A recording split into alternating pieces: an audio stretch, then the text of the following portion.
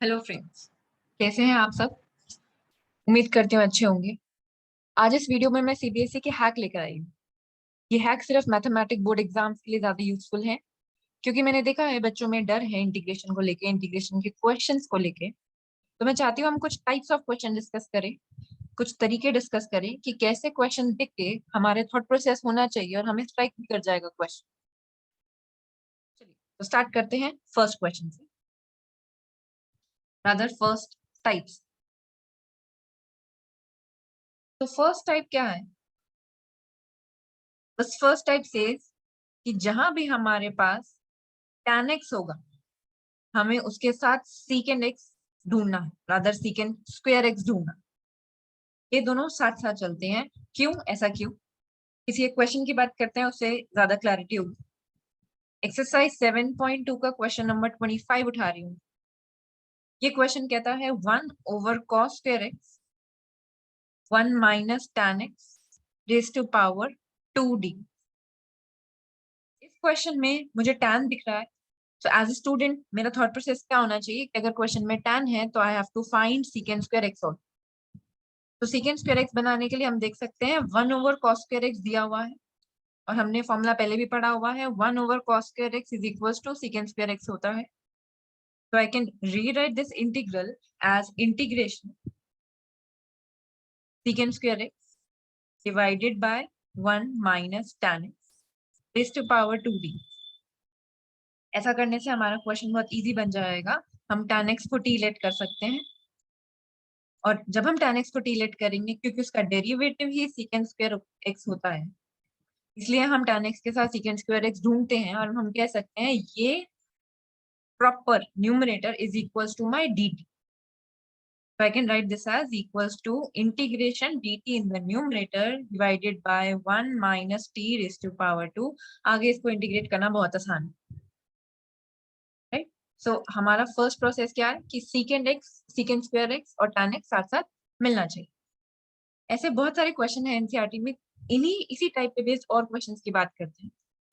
जैसे मैंने इसी सेम एक्सरसाइज का क्वेश्चन नंबर 21 पिक किया, जिसमें लिखा हुआ है tan square 2x minus, tan square 2x minus. ठीक, इसको थोड़ा सा डिफरेंट टाइप में भी गिन सकते हो, बट चलो let's see. tan square x कभी भी इसको डायरेक्टली इंटीग्रेट हम नहीं कर सकते, राइट? क्योंकि हमारे पास कोई भी डायरेक्ट फॉर्मूला नहीं है। हमारे पास direct formula secant square x का है, हमारे पास direct formula secant square x का है, tan स्क्वायर x का नहीं है।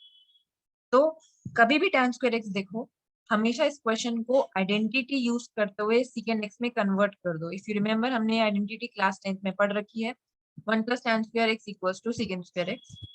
So I can rewrite my above integral as secant square 2x - 3 - 1 d। Convert करने से हम दोनों को अलग अलग लिख सकते हैं, secant स्क्वायर को अलग लिख सकते हैं, 1 को अलग लिख सकते हैं, और secant स्क्वायर x का डायरेक्टली हमें इंटीग्रेशन पता ही है, हमारे पास tan x होता है, राइट? सो हम इसको आगे प्रॉपरली सॉल्व कर सकते हैं। ये थोड़ा उस टाइप से डिफरेंट था, बट क्योंकि secant स्क्वायर और tan का ही क्वेश्चन था तो मैंने पिक कर लिया। एक और क्वेश्चन पिक करते हैं, इसी एक्सरसाइज का क्वेश्चन नंबर 34 पिक कर रहे हैं, जिसमें हम बात कर रहे हैं integration tan x divided by sin x into cos। ठीक है, यहाँ पे भी मेरे पास tan x है। जैसे ही क्वेश्चन में tan x ढूंढ मिल जाएगा, हम secant स्क्वायर x ढूंढने लग जाते हैं। अब अगर मैं secant स्क्वायर x यहाँ पे ढूंढती हूँ तो मेरे पास 1/cos x है, मींस secant x है, secant स्क्वायर x नहीं। पर tan x का डेरिवेटिव तो secant स्क्वायर x ही होता है, तो हमें secant स्क्वायर x ही चाहिए। तो हम क्या कर सकते हैं, इसमें हम cos से मल्टीप्लाई, क्योंकि मुझे secant स्क्वायर चाहिए इसलिए कर रहे हैं, लेकिन अगर cos से मल्टीप्लाई कर रहे हैं तो cos से डिवाइड भी करना पड़ेगा। और ध्यान रखिएगा, इसको कट मत कर दीजिएगा, वरना आपका secant स्क्वायर गायब हो जाएगा। तो can I rewrite this as equals to integral √tan divided by sin x over cos x, भी क्या हुआ, ये tan x हुआ, मल्टीप्लाई cos से, तो मल्टीप्लाई ही हमने secant स्क्वायर के लिए किया था, सॉरी, तो ये cos स्क्वायर हो जाएगा, secant स्क्वायर ऊपर जाके बनेगा। I can rewrite this as under root tan x divided by tan x into secant square x.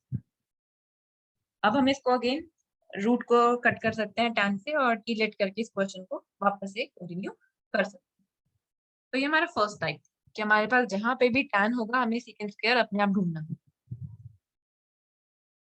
चलिए लेट्स कम टू टाइप 2।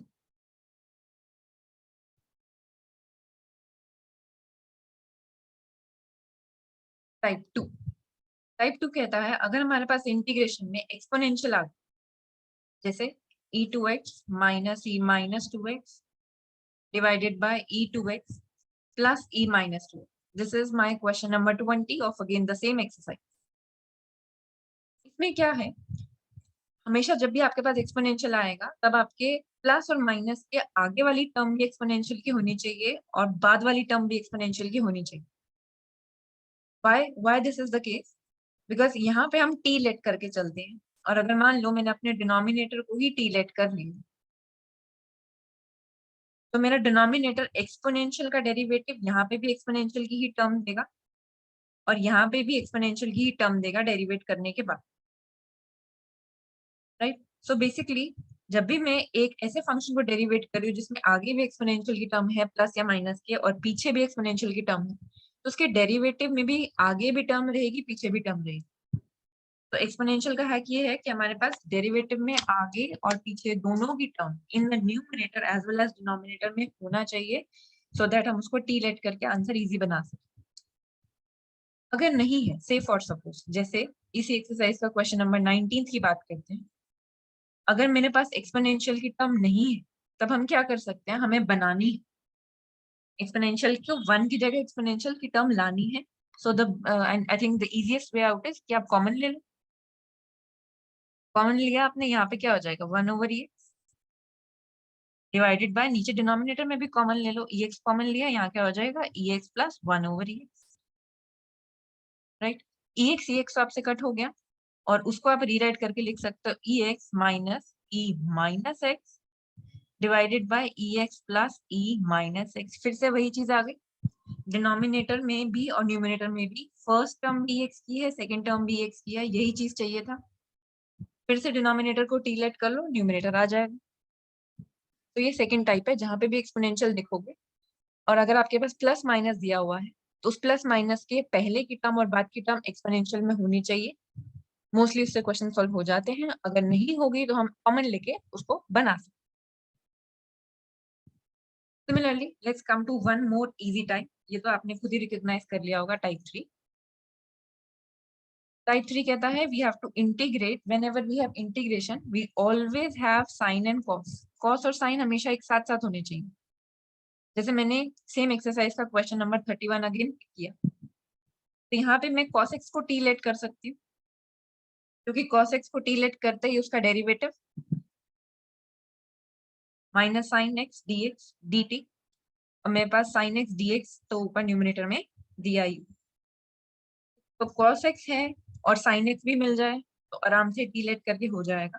तो कभी भी आपको क्वेश्चन में साइन एक्स दिखे हमेशा ढूंढो cos x और कभी cos x दिखे तो हमेशा ढूंढो साइन। सिमिलरली एक क्वेश्चन है question number 28 again same exercise का, इसमें भी सेम यही कंसेप्ट यूज हो रहा है cos x over under root 1 plus sine. फिर से मेरे पास साइन एक्स है मेरे पास cos x है, मैं साइन एक्स को टी लेट कर सकती हूँ, रादर पूरा 1 प्लस साइन एक्स को भी टी लेट कर सकती हूँ और मेरे पास cos x जैसा डेरिवेटिव आ जाए। और जब अंडर रूट का क्वेश्चन आया तो एक अंडर रूट की ट्रिक की बात कर लेते हैं। टाइप 4, जब भी आपके पास क्वेश्चन में अंडर रूट हो चाहे डिनोमिनेटर में हो चाहे न्यूमरेटर में हो, ठीक है, तो हमारे दिमाग में first step as an approach आना चाहिए कि हम उसको टी लेट कर रहे हैं। जैसे फॉर सपोज अगेन अभी इसी एक्सरसाइज पे हैं तो क्वेश्चन नंबर 6 की बात कर लेते हैं ax plus b. Question number 7 की बात करते हैं x under root x plus 2। 8 की बात कर लेते हैं x under root 1 plus 2x। तो ऐसे क्वेश्चंस में हमेशा हम अंडर रूट के अंदर के फंक्शन को टी लेट कर लेते हैं। यहाँ पे ax प्लस बी को टी लेट कर लो, यहाँ पे x प्लस 2 को टी लेट कर लो, यहाँ पे 1 प्लस 2x स्क्वायर को टी लेट कर लो। इट इज ऑलवेज इजी, क्यों? अंडर रूट के अंदर जो भी फंक्शन होता है जितना कॉम्प्लिकेटेड होता है उतना कॉम्प्लिकेटेड सॉल्यूशन हो जाता है, तो हम उसे एक सिंपल टर्म टी देके सॉल्व करने के लिए सॉल्वेबल बना देते हैं। जनरली ये ट्रिक्स लग जाती हैं in almost every type of a question. Then type 5 की बात करते हैं। अगर मेरे पास क्वेश्चन में दिया हुआ है साइन स्क्वायर एक्स, इंटीग्रेशन में कहीं भी कॉस स्क्वायर एक्स दिया हुआ है, साइन क्यूब दिया हुआ है, टैन टैन क्यूब दिया हुआ है, टैन रेज़ टू पावर 4 दिया हुआ है, कॉस क्यूब दिया हुआ है। तो इस टाइप के क्वेश्चन हमारे हमेशा हमारे ट्रिग्नोमेट्रिक आइडेंटिटीज याद दिलाते। बेसिकली कभी भी पावर हाई है ट्रिग्नोमेट्रिक रेशियोज की, 2 से ज्यादा है या 2 है, tan स्क्वायर तो हमने कर लिया, but sin square, cos square, sin cube, cos cube, this type के तो हम हमेशा ट्रिग्नोमेट्रिक आइडेंटिटीज के हेल्प से इन क्वेश्चंस को सॉल्व करते हैं। जैसे कि ये मेरी नेक्स्ट एक्सरसाइज 7.3 के क्वेश्चंस से भरा हुआ है। देन नेक्स्ट टाइप पे आते हैं टाइप 6। टाइप 6 क्या कहता है कि अगर मेरे पास नीचे डिनोमिनेटर में पॉलिनोमियल है, we have a polynomial in the denominator, तो इट शुड ऑलवेज, आपका थॉट प्रोसेस क्या होना चाहिए कि या तो इसमें फैक्टर्स में कन्वर्ट करके पार्शियल फ्रैक्शन लग रहा है। आप देख पाओगे कि आप मिड टर्म स्प्लिट कर पा रहे हो, उसको फैक्टर्स में कन्वर्ट कर पा रहे हो और वो पार्शियल फ्रैक्शन लग रहा है। अगर पार्शियल फ्रैक्शन नहीं फैक्टर्स में कन्वर्ट कर पा रहे हो तो कंप्लीशन ऑफ स्क्वायर लगा दो।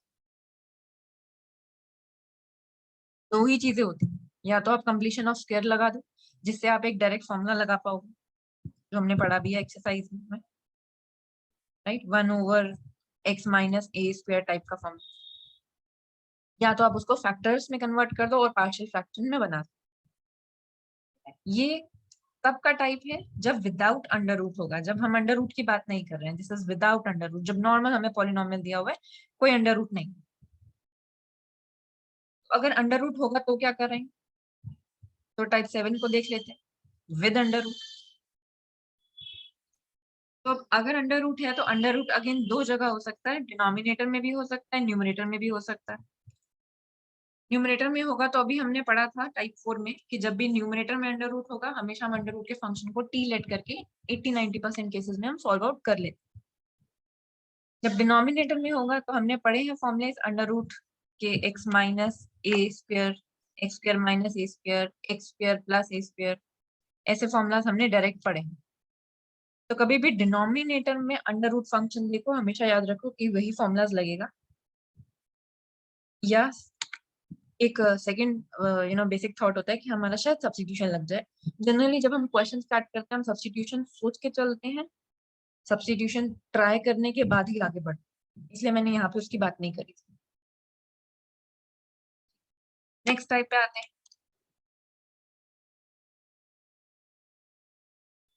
टाइप 7 हो गए थे, 8, टाइप 8। टाइप 8 में अगर हमारे पास प्रोडक्ट ऑफ टू फंक्शंस है, कभी भी दो फंक्शंस का प्रोडक्ट है, हम हमेशा बाय पार्ट्स यूज करते हैं। ये एक पहचान है, आई होप आप लोगों को पता भी होगा। जैसे दो फंक्शंस आ गए x इंटू साइन, दोनों x के फंक्शंस हैं, we will always use by parts. कभी भी x के दो फंक्शंस देखो, ट्रिग्नोमेट्रिक फॉर्मूला अगर याद ना आ रहा है तब भी बाय पार्ट्स यूज करके हो जाएगा। अब बाय पार्ट्स की बात कर रही हूँ तो एक ट्रिक बाय पार्ट्स की एक और इसी की एक्सरसाइज में दे रखी है 7.6 में, क्वेश्चन नंबर 19 को उठाते हुए मैं ट्रिक बता देती हूँ। ट्रिक कहता है कि अगर हमारे पास क्वेश्चन में ex है आगे और साथ में एक ऐसा फंक्शन है जिसका डेरिवेटिव भी गिवन है साथ में ही, तो हम इसमें ट्रिक यूज कर सकते हैं। क्या? जो हमारा डायरेक्टली हमें फॉर्मूला दिया हुआ है बाय पार्ट्स में, वो फॉर्मूला कहता है कि अगर हमारे पास ex फंक्शन है और उसके साथ साथ हमें उसका डेरिवेटिव भी दिया हुआ है, तो we can use that formula. What is the formula? Let me write here. ex function दिया हुआ है और फंक्शन का डेरिवेटिव भी दिया हुआ है, तो इसका आंसर हमेशा क्या हो जाएगा? ex function itself plus c, directly formula. इसकी डेरिवेशन बुक में दे रखी है, चाहो तो आप देख सकते हैं। तो ये टाइप 9 हो गई कि जब हमें फंक्शन दिया हुआ है और फंक्शन का डेरिवेटिव दिया हुआ है, तब भी हम इसको डायरेक्टली फॉर्मूला यूज कर सकते हैं। And let me come to last type, type 10। which is given of exercise 7.5. We can talk about question number say 16 or 20. ऐसे ही questions हैं. ये टाइप क्या कहती है कि कभी हमें 1/x xn plus 1 type of a question दिया हुआ है. ठीक है, दिस इज क्वेश्चन नंबर 16. और अगर क्वेश्चन 20 की बात करूं तो भी वो ऐसे ही दिख रहा है, x raised to power 4 minus 1. इस टाइप का क्वेश्चन में क्या बेनिफिट है, हमें पता है हमने इसी को टीलेट करना है ब्रैकेट. फॉर सपोज मैंने x 4 minus 1 को टीलेट किया तो मेरे पास डेरिवेटिव में 4x क्यूब आएगा, राइट. तो इसका कहने का क्या मतलब हुआ कि जो भी ये पावर है, से ये पावर n है, तो इसका n minus 1 will be there in the derivative.